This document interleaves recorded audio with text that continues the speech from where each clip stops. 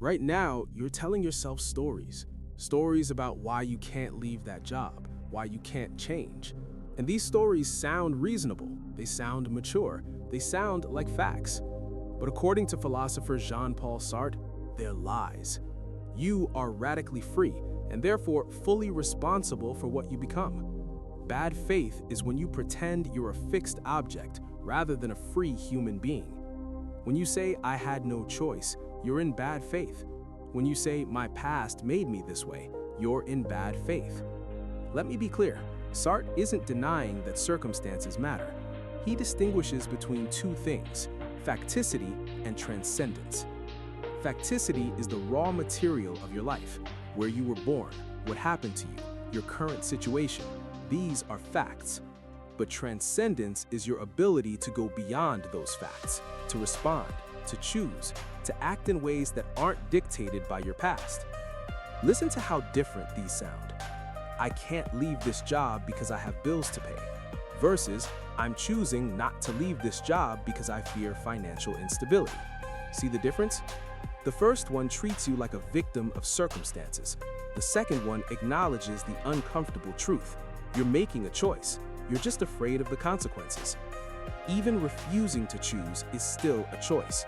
Even surrendering control to others is an act of responsibility.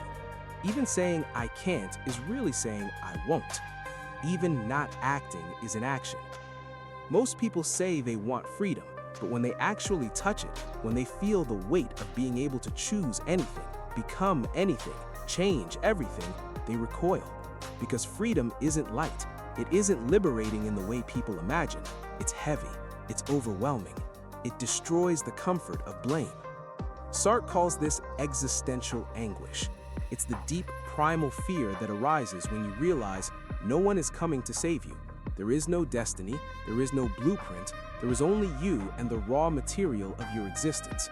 And the question, what will I do with it? You didn't ask to exist, but now that you do, you're condemned to carry the full responsibility of that existence.